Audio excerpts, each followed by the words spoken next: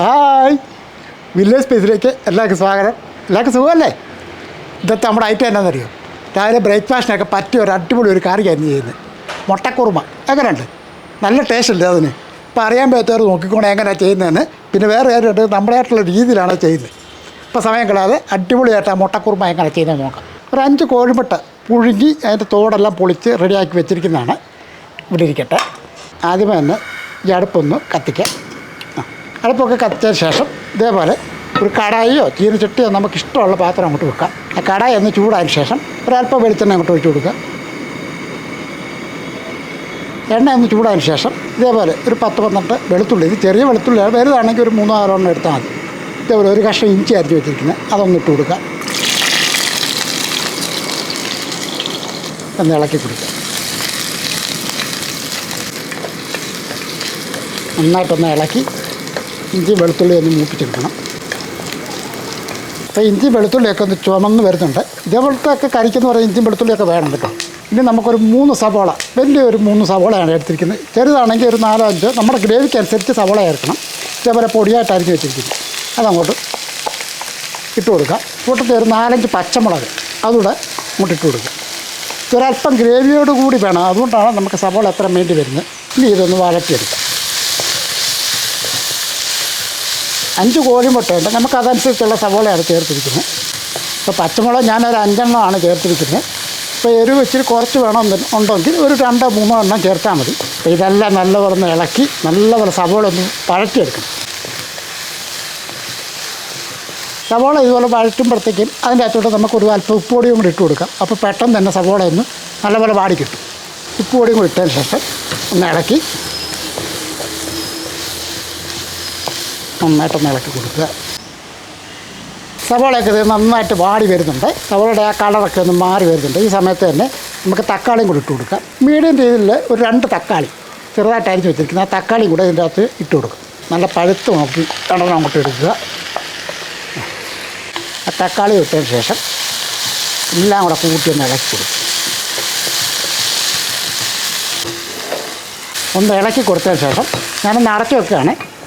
അടച്ച് വെച്ചതിന് ശേഷം നമ്മൾ ആ തക്കാളി സവോളയൊക്കെ ഒന്ന് വേകട്ടെ. ഒരു 1-2 മിനിറ്റ് ചെറിയ തീയിലൊന്നിരിക്കട്ടെ. ഏകദേശം ഒരു 2 മിനിറ്റ് ചെറിയ തീ വെച്ചിരിക്കുകയായിരുന്നു. ഇനി ഞാൻ തുറന്നു നോക്കാം. തക്കാളിയൊക്കെ ഒന്ന് ഉടഞ്ഞോ നോക്കണ്ടേ. അപ്പോൾ തക്കാളിയൊക്കെ ഒന്ന് ഉടഞ്ഞിട്ടുണ്ട്. നമ്മൾ വെള്ളമൊന്നും ഇതിൻ്റെ അകത്ത് ഒഴിച്ചിട്ടില്ല കേട്ടോ. വെള്ളം ഒഴിക്കാതെ തന്നെ വേണം ഇത് സവോളയൊക്കെ ഒന്ന് വേവിച്ചെടുക്കാനായിട്ട്. അപ്പോൾ സവോള തക്കാളിയൊക്കെ ഒന്ന് വെന്തതിന് ശേഷം നമുക്ക് ഇത്തിരി പൊടികളൊക്കെ ചേർത്ത് കൊടുക്കണം. തീ കുറച്ച് വെക്കാവുള്ളൂ പൊടികളൊക്കെ ചേർക്കുമ്പോൾ. ആദ്യം തന്നെ ഒരു ടേബിൾ സ്പൂൺ മല്ലിപ്പൊടി അങ്ങോട്ട് ചേർക്കാം. അടുത്തായിട്ട് 1/2 ടീസ്പൂൺ മഞ്ഞൾപ്പൊടി അങ്ങോട്ട് ചേർക്കാം. ഇതിൻ്റെ അകത്ത് ഞാൻ ഒരല്പം കുരുമുളക് പൊടിയും കൂടി ചേർക്കണം, നമ്മുടെ എരിവിന് പാകത്തിന്. ഞാനിപ്പോൾ ഈ ഒരു അളവിന് കുരുമുളക് പൊടിയും കൂടെ അങ്ങോട്ട് ഇട്ട് കൊടുക്കാം. ഇനി നമുക്ക് ഓരോ ഐറ്റം കൂടെ ചേർക്കാനുണ്ട്. ഒരു 3/4 ടീസ്പൂൺ അളവിൽ മസാലപ്പൊടിയാണ് ഞാൻ ചേർക്കുന്നത്. ഇത് നമ്മുടെ ഇരിക്കുന്ന മസാല തന്നെയാണ്. നിങ്ങളുടെ ഇതില്ലെന്നുണ്ടെങ്കിൽ ഗരം മസാല തന്നെ ചേർക്കാവുന്നതാണ്. അതുമല്ല, ഈ മസാല ചേർക്കുന്നില്ല എങ്കിൽ പെരുംജീരപ്പൊടിയാണെങ്കിൽ ചേർക്കാവുന്നതാണ്. ഇനി ഈ പൊടികളെല്ലാം കൂടെ കൂട്ടി ഒന്ന് ഇളക്കി കൊടുക്കുക. കാര്യം ഇതിൻ്റെ അകത്ത് നമ്മൾ മുളക് പൊടി എന്ന് പറയുന്ന ഐറ്റം ചേർക്കുന്നില്ല. നമ്മൾ മുളക് പൊടിക്ക് പകരം പച്ചമുളകും കുരുമുളക് പൊടി മാത്രമേ നമ്മൾ ചേർക്കുന്നുള്ളൂ എരിവിന്. കാര്യം കുറുമയല്ല, അപ്പോൾ മുളക് പൊടിയുടെ ആവശ്യമില്ല. അപ്പോൾ ഈ പൊടികളുടെ ആ ഒരു പച്ചച്ചവയുണ്ടല്ലോ അതൊന്ന് മാറണം. മാറിയതിന് ശേഷം അടുപ്പങ്ങ് നിർത്തുകയാണ് ഞാൻ. അടുപ്പങ്ങ് നിർത്തി ഇതിനെ താത്തൊന്ന് വെക്കുകയാണ്. ഇത് തണുക്കട്ടെ. ഇപ്പം നമ്മുടെ ഈ സവോളയൊക്കെ ഒന്ന് തണുത്തിട്ടുണ്ട്. ഈ തണുത്തതിന് ശേഷം ഇതൊരു ജാറിൻ്റെ അകത്തോട്ട് അങ്ങോട്ട് ഇട്ട് കൊടുക്കുക.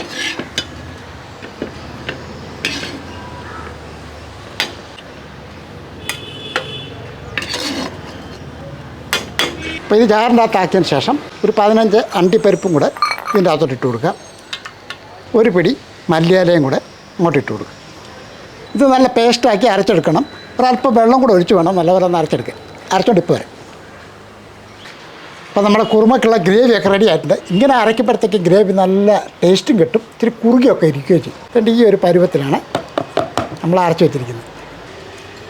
ഇതേപോലെ തരിയില്ലാതെ നല്ല കുറുകിയൊരു രീതിക്ക് വേണം അരച്ചെടുക്കാനായിട്ട്. അപ്പോൾ നമുക്ക് മുട്ട വേണമെങ്കിൽ, ആവശ്യക്കാർക്ക് വേണമെങ്കിൽ ഇതേപോലെ ഒന്ന് വരഞ്ഞ് ഇതേപോലെ ഒന്ന് ഇങ്ങനെ ഒന്ന് വരഞ്ഞ് വെക്കുകയാണെങ്കിൽ നമ്മൾ ആ കറിയുടെ ആ മസാലയൊക്കെ ഇതിലോട്ടൊന്ന് പിടിക്കും. ഈ മുറിഞ്ഞു പോകാതെ ഇതേപോലെ ഒന്ന് വരഞ്ഞ് വെക്കുകയാണെങ്കിൽ നല്ലതായിരിക്കും. ഒരുപാടൊന്നും വേണ്ട, ഒരു 2-3 ഭാഗമായിട്ടൊന്ന് മുറിച്ച് ഇതേപോലെ ഒന്ന് കീറി വെച്ചേക്കണം, അടന്നു പോകാതെ. ഇതേപോലെ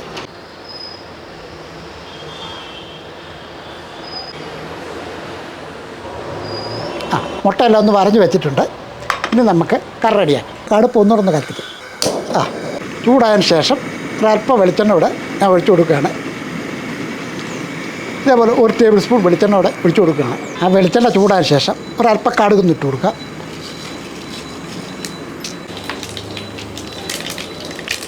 കടുകൊന്ന് പൊട്ടി വരുന്നു 2-3 വറ്റൽമുളക് ഇതിനകത്തിട്ട് ഒരു 3-4 ചെറിയ ഉള്ളി അരിച്ച് വെച്ചിരിക്കുന്നത് അതുകൂടെ ഒന്ന് ഇട്ട് കൊടുക്കുക. ഇത്തിരി കരിയാപ്പിലയും കൂടെ ഇട്ട് കൊടുക്കുക. ഇതൊന്ന് ഇളക്കി. സാധാരണ കറി വെച്ച് കഴിഞ്ഞ് ലാസ്റ്റാണ് താളിച്ചൊഴിക്കുന്നത്. പക്ഷെ ഞാൻ അങ്ങനെ ചെയ്യുന്നില്ല. കാര്യം എന്നാ വെച്ചാൽ നമുക്ക് ഇതാണ് എളുപ്പം. ഈ താളിച്ചതിൻ്റെ അകത്തോട്ട് നമ്മൾ അരച്ച് വെച്ചിരിക്കുന്ന ഗ്രേവിയും കൂടെ ഇങ്ങോട്ട് ഒഴിച്ചു കൊടുക്കാം.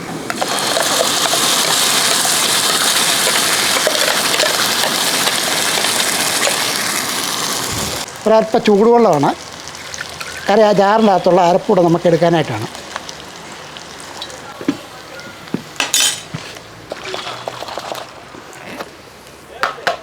ഇനി ആ അരപ്പും ആ വെള്ളവും എല്ലാം കൂടെ ഇങ്ങോട്ട് ഒഴിച്ചു കൊടുക്കാം.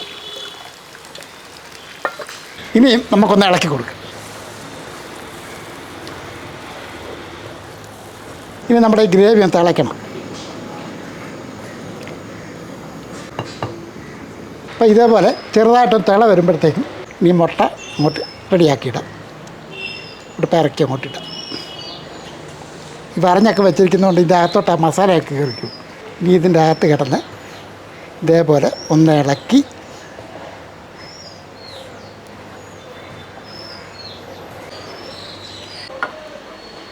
അപ്പം നമ്മൾ ആ ഗ്രേവിക്കകത്തിട്ട് ആ വരഞ്ഞ് വെച്ചിരിക്കുന്ന മുട്ടയിട്ട് ഇത് നല്ലപോലെ ടൈറ്റായിട്ടുണ്ട് ഗ്രേവി. ഈ സമയത്ത് അടുപ്പൊന്ന് നിർത്തുകയാണ് ഞാൻ. കാരണം ഈ കടായിക്ക് നല്ല ചൂടാണ്. 1/2 ഗ്ലാസ് തേങ്ങാപ്പാൽ, ഒറ്റ പാലേ എടുത്തിട്ടുള്ളൂ. ആ പാലങ്ങോട്ട് ഒഴിച്ചു കൊടുക്കുക. കാര്യം ഇത് ഞാൻ ആദ്യം പറഞ്ഞില്ല, ഒരല്പം ഗ്രേവിയോട് കൂടിയാണ്. കാര്യം നമുക്ക് ഇപ്പോൾ പാലപ്പോ ഇടിയപ്പോ അതുപോലുള്ള എന്തെങ്കിലും കഴിക്കുമ്പോൾ ഇച്ചിരി ചാറൂടെ വേണമല്ലോ. ആ രീതിയിലാണ് ഞാനത് ചെയ്തിരിക്കുന്നത്. അപ്പം നല്ല കട്ടിക്കാണ് ആ തേങ്ങാപ്പാൽ നമ്മൾ ഒഴിച്ചിരിക്കുന്നത്.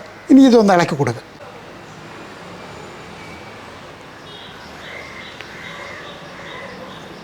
നല്ല ടേസ്റ്റി ആയിട്ടുള്ളൊരു കറിയാണ്. തീർച്ചയായിട്ടും ഇതിന് ഏത് ആഹാരത്തിൻ്റെ കൂടെ വേണമെങ്കിലും കഴിക്കാവുന്ന രുചികരമായ ഒരു കുറുമയാണ്. ഞാൻ മുട്ടക്കുറുമ ഉണ്ടാക്കുന്ന ഈ രീതിക്കാണ്. കാര്യം ഇത് നല്ല ടേസ്റ്റ് തന്നെയാണ് ഈ കറിക്ക്. ഒരു പക്ഷേ ഓരോരുത്തരും ഓരോ രീതിക്കാണ്, അത് നമ്മൾ മനസ്സിലാക്കണമെന്ന് പ്രിയപ്പെട്ട പ്രേക്ഷകരോട് പറയുകയാണ്. അപ്പോൾ ഇതിൻ്റെ ടേസ്റ്റൊക്കെ നോക്കണം. എന്തായാലും പോരാഴിക ഉണ്ടെങ്കിൽ തന്നെ ചേർക്കാവുന്നതാണ്. ഇപ്പം മസാലയുടെ കുറവോ അതല്ലെന്നുണ്ടെങ്കിൽ ഉപ്പിൻ്റെ കുറവോ എരിവൊക്കെ വേണമെന്നുണ്ടെങ്കിൽ നമ്മുടെ പാകത്തിന് ചേർക്കാമെന്നുള്ളേ ഉള്ളൂ.